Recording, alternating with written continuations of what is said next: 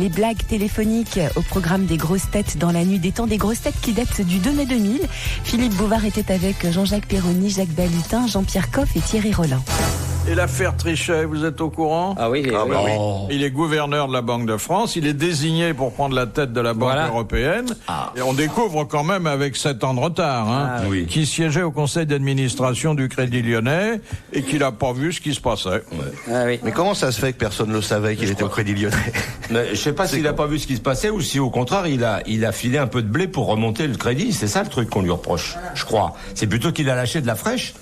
Moi, je trouve très bien. Je trouve qu'il ressemble à l'acteur de Chapeau melon et bottes de cuir. Oui, hein. Macni. Oui, il a de la classe. Mais il a beaucoup de classe, Trichet. Et puis s'appeler Trichet. Trichet au Crédit Lyonnais, c'est normal. Ça, il n'y a pas de problème. Il peut pas quand même. C'est comme si on mettait le monsieur Le Trou à la Sécu. Voilà, c'est pareil. Tiens, on va jouer à ça. Ou Tibéri à la mairie. Ou le 9 au téléphone. Oui. Voilà. Appelez monsieur Le Neuf au téléphone. Ils en ont plein le cul, les le 9.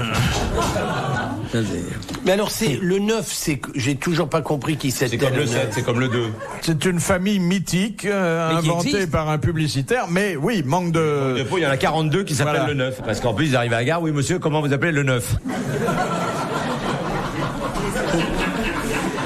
Qu'est-ce qui vous ennuie là-dedans, monsieur Coff? Pourquoi ils ont choisi le 9 et pas le 8? Mais parce que c'est l'emblème. C'est des trucs qu'on attribue. Il y en a qui prennent le 7, le 2, le 9, voilà, le 4. Le 1. C'est bien ce que je te dis. Si on avait pris le 8, on n'aurait pas embêté. Mais il le existe 9. déjà le 8. Bah, fallait prendre le 10.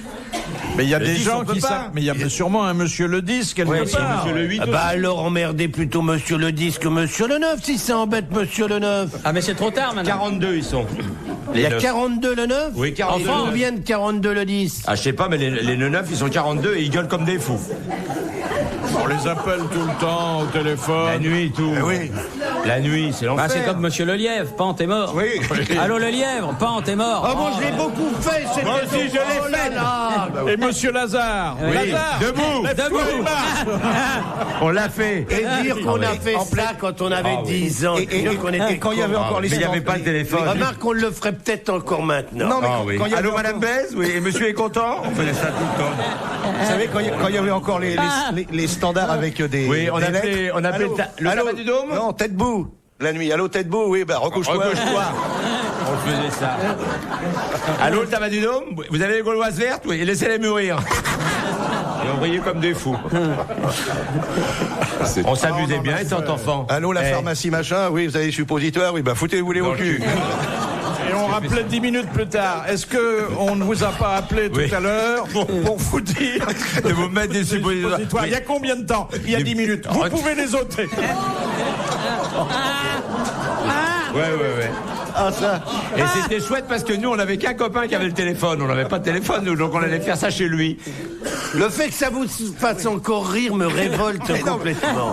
Je trouve ça honteux que vous Vous avez puissiez jamais vous rendez fait... compte. Allô, monsieur le sourd, je ne vous entends pas. On cherchait comme ça dans le bottin des noms. Oh, il y en a, hein. Il y avait une dame citerne qu'on appelait souvent. Allô, madame citerne? Oui, qu'est-ce qu'il y a? On va venir vous remplir.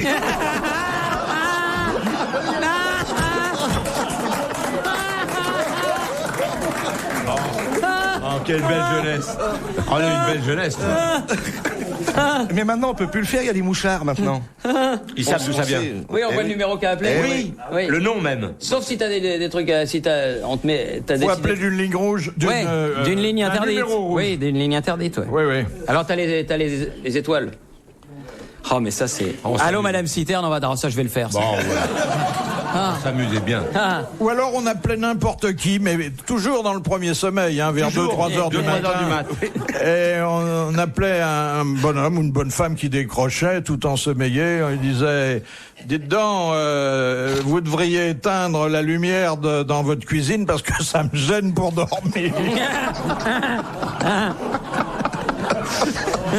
L'ennui, c'est qu'on voit pas la suite de ça. On imagine simplement que... Le mec qui se Nous, lève. à l'armée, on faisait ça quand on avait à réveiller à 5 heures. À 3 heures, on allait réveiller les copains. On disait, vous avez encore 2 heures à dormir. Ça c'est pire que tout. Les grosses têtes dans la nuit des temps. Sur RTL, de 4h à 4h30. La meilleure blague que nous ayons faite avec des journalistes, car vous savez, mon cher Thierry, combien ils sont farceurs, c'était quand on rentrait dans les villes d'eau, on rentrait tard, vers 2-3 heures du matin. Alors, il y avait de longs couloirs. Vous changez les chaussures de place. Oh, ça non, parce que c'est un classique. Ou bien, mais il fallait se mettre à genoux, on faisait pipi dans les boîtes aux lettres. Mais faut pas être grand, c'est pour ça que j'étais souvent délégué.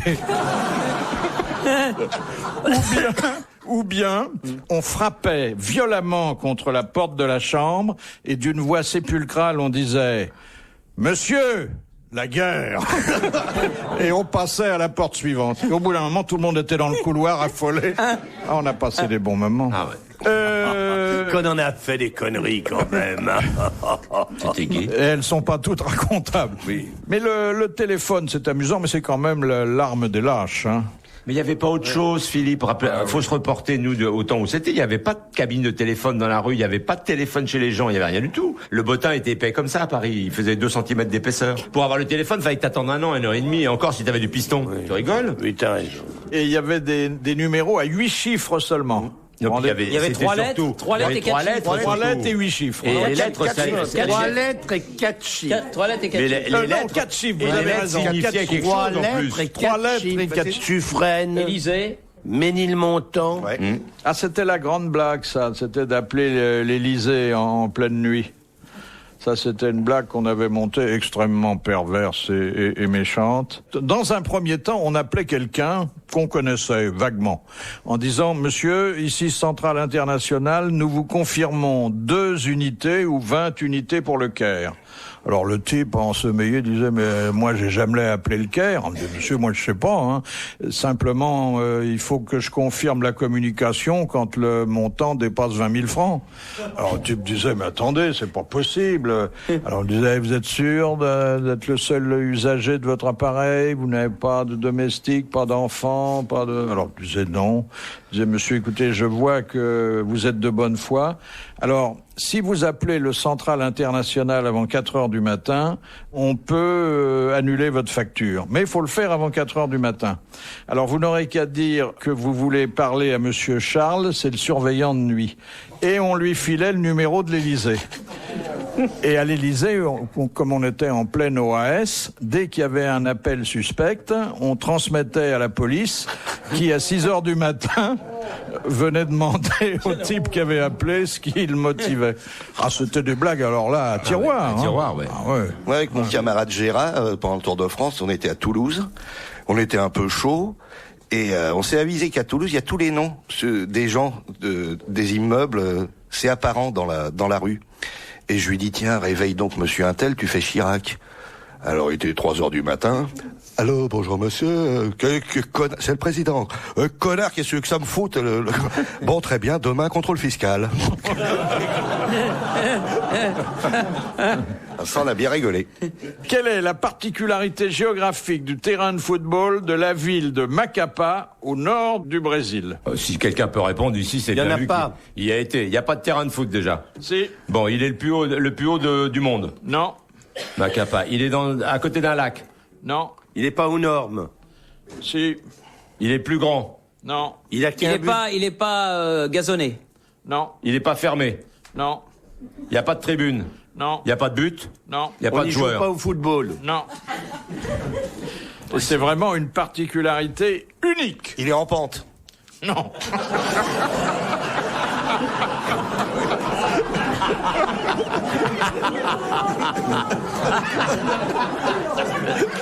Ah, ça c'est drôle. C'est parce que... Il est entouré de barbelés, de grilles, de machins. C'est parce qu'il y a Au un Brésil. joueur particulier qui a fait ses Non, débuts. absolument rien. Les joueurs sont en dehors du Les cours. joueurs sont- Le public aussi. Le public aussi. Le gazon aussi. Le jeu du ballon également. C'est le fait que ça se passe à Macapá. Il est en pleine forêt vierge.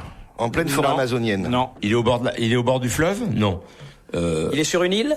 Non. Personne n'y a jamais joué. Si, bien sûr. Il y a des matchs. Oui. Il y a une équipe à Macapá. Oui. oui. Ah ouais. Les macapistes. Le FC Macapa. C'est géographique comme Oui. Il est juste sur l'équateur. Il est juste sur l'équateur. Il y en a La moitié du d'à côté. terrain est sur Dans l'hémisphère nord et l'autre moitié sur l'hémisphère sud. C'est une extraordinaire réponse de Jean-Jacques Perroni.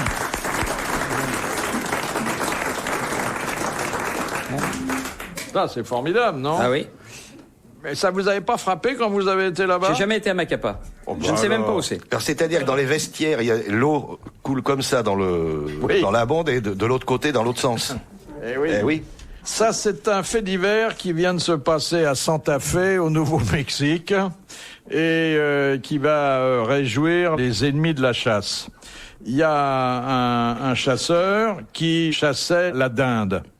Et mais la vraie dinde. Ouais, pas la Miss France, la dinde. Pas la- la vraie, oui. la dinde. C'est ça, oui.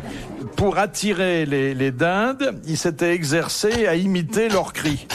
Alors, il se place dans une clairière avec son fusil entre les jambes. Il imite la dinde. Et qu'est-ce qui arrive au bout de 2 minutes? Il se fait tirer dessus. Non. Il arrive un lion des montagnes, un puma, toute griffe dehors, qui lui a griffé l'œil, lacéré le nez et déchiré le dos. Et puis qui est reparti. C'est-à-dire qu'il est rentré dans un piètre état et sans dinde. Vous voyez, Et il imitera jamais plus. non, mais c'est dangereux parce que si vous imitez bien la dinde, l'animal y croit. oui. Question de Monsieur Chantraine sur les bobsleighs à 4. Oui. Oui. Il y a Albert. Le capitaine est assis à l'avant et il dirige le bob, le bobsleigh. Oui, Bon. bien sûr. Le freineur est à l'arrière Oui.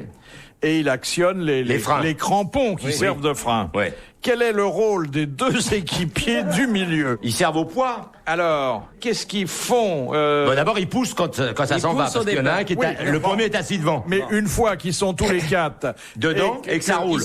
Ils orientent le bob. Non, ils font autre chose. Il se tripote. Ils prient, ils font des prières pour que ça sorte pas dans les virages. Non, Ils essuient le casque du mec de devant pour qu'il voit clair. non. Qu'est-ce qu'ils font? Ils font rien surtout. Ils font surtout rien. Ils bougent beaucoup. Pourquoi? Parce qu'ils Parce que le ça bob fait- soit dans le sens de la piste. Parce que c'est pas très facile à la vitesse à laquelle ils vont de l'avoir dans les fesses. Ça doit être... ils font comme sur un sidecar. Ils se penchent du côté où ça tourne. Et c'est pour être dans le sens de la piste, parce que la piste, elle Elle est incurvée. est incurvée, voilà. Alors, c'est pas seulement pour rééquilibrer l'engin, c'est pour... Le lester. C'est pour sa direction. Non, pas seulement pour sa direction. Pour le stabiliser. Pour le maintenir dans la piste. Non. Ça fait partie de la direction. Il faut avoir quelque chose dans les mains. Non, ils ont rien. Ils se tiennent les uns les autres. Ils se tiennent. Ils basculent. Ils se redressent. Oui. Ils rebasculent. Ils se redressent. Il bouge pour... Ah oui, c'est comme pour le ski, pour donner de la vitesse. Pour donner de la vitesse. Il se Exactement. penche. Et c'est justement en se balançant d'avant en arrière Pour pas donner de prise au vent. qu'ils accroissent cette vitesse. oui, c'est comme C'est ça. une excellente réponse de Jean-Jacques Perroni. Mais il y a que lui qui fait du bob ici. Il y a que lui qui fait du bob ici. Alors c'est normal qu'il réponde quand même. Mais Albert, vous pensez qu'il l'épousera un jour, ce Bob?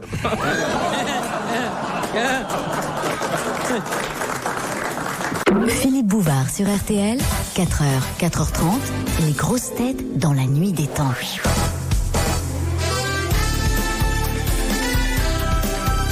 Allez, c'est le dernier rendez-vous pour aujourd'hui avec vos grosses têtes dans la nuit des temps. Les grosses têtes du 2 mai 2000 avec Philippe Bouvard, Jean-Jacques Perroni, Jacques Balutin, Jean-Pierre Coff et Thierry Roland. Question de Madame Fortier de Tours. Dans la gastronomie russe, comment s'appelle le pâté de poisson servi chaud? Le koulibiak. Le koulibiak. Bonne réponse de Jacques Balutin. C'est bon ça, Monsieur Coff? Oui. Ah oui, C'est délicieux. mais c'est coulibiac de saumon ou coulibiac de poisson blanc qu'on pourrait faire très bien en France avec nos poissons de rivière, par exemple, avec du brochet, enfin avec cendre. C'est servi dans une dans une croûte. Oui. Hein? Il y a une croûte de pâte autour. C'est comme du pâté en croûte, mais la chair est du poisson. Un fait divers un peu triste, Monsieur Thierry, et dans lequel vous pourriez être condamné pour complicité, mais ça se passe à Pékin, donc on viendra pas vous chercher de là-bas. Un adolescent chinois de 17 ans a été condamné à 15 ans de prison pour avoir tué sa mère qui voulait l'empêcher de jouer au football. Voyez, hein? Vous voyez que le sport enchaîne la violence. Bah ouais, le Cinoche aussi. Il y a un moment, il a été voir, je sais plus quel film, il est rentré, il a tué son père et sa mère, à coup de couteau. Mais il les a loupés. Non, ils sont morts. Ah bon? Oui, ils sont morts. Ça, c'est le deuxième qui les a loupés. Mais pourquoi? Parce qu'ils jouent au football en Chine. Ils ont tous les vices. Beaucoup. À pied? Mais c'est quoi? Ils jouent avec quoi? Un foot normal ou ils jouent avec un complètement maillet normal. ou Non, un truc... Complètement normal. Comme nous, quoi. Mais ils sont à cheval alors? Non, ils sont à pied. Par la Chine. À propos de cheval, cette question de Monsieur Rapin, avec quoi les hommes, les cavaliers d'Attila, jouaient-ils au polo? Avec la tête des... qu'ils avaient coupé alors. Les mecs qu'ils avaient coupé. Et avec la tête des vaincus. Ouais. Bonne réponse de Jean-Jacques Perroni. En fait, c'est du horseball. C'est pas une bonne méthode, hein, parce qu'on a vite plus de tête. Parce que ça s'écrase sous le coup du maillet. Il a enveloppé avec des peaux de... En fait, c'est pas il faisait du horseball. Il se baissait, il ramassait la tête par les cheveux et il la lançait, c'était Ah oui, donc c'était très amusant. Oui, parce que le sang, en plus le sang continuait de couler, c'était drôle. Ah, puis c'est amusant, quoi. Ça humanise le jeu. Oui. Sauf pour le mec qui s'est fait couper la tête. Oui, mais là, lui, il se rend même plus compte de rien. C'est surtout embêtant pour la famille qui regarde, mais... Surtout quand l'équipe perd. Au milieu de tout ça, il y a la bonne femme qui essaie d'attraper la tête de son mari, etc. Mais... Et alors, non, je sais qu'il a pu nous faire chier avec ses migraines.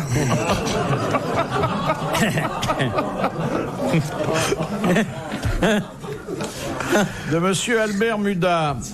Quand le troussage n'a-t-il pas de connotation sexuelle? En cuisine, je présume. I presume. Quand on fourre une... Ah bah voilà. Une dinde? Non, le troussage. Un animal, c'est pas ça? Qu'est-ce qu'on fait pour la trousser? On farcit. On introduit dans le... C'est quand on enlève les plumes. On introduit dans le... Dans l'oigne. Fais pas de geste, on est à la radio. Dans l'oignon. On pousse, quoi. On remplit la cavité qui a été libérée par le... Alors, qui on trousse d'abord? Cherchons qui on trousse. Une volaille. Une volaille? Une volaille. Bien. La dinde. Alors, Par exemple. On la farcie. Non. Non. Est-ce que c'est quand on lui brûle les petites plumes qui restent? Non. On lui enlève l'intérieur. Non. C'est pas quand on met des tranches entre la peau et la chair? Ah ben non, là c'est la poularde demi-deuil, là. Ah bah oui, mais ce qui consiste à mettre la truffe entre les deux... Quand on coupe les pattes. Non. Quand on l'attache? Voilà. Vous ficelez la volaille avant de la cuire pour éviter qu'elle s'envole dans la casserole. Ah bah oui. Bonne réponse de Jacques Balut. Et on dit trousser. Brider, c'est quoi alors? Quand on bride une volaille, c'est quand on la ficelle. Ah. Ouais. J'en sais rien, hein. On vérifiera sous le dictionnaire de Kurnonski. Dernière citation de Monsieur Philippe de Marly, qui a dit « Comme Napoléon, je ne peux pas vivre sans champagne. En cas de victoire, je le mérite. En cas de défaite, j'en ai besoin. » Alors, c'est un sportif? Non. C'est un homme politique? Oui. De Gaulle?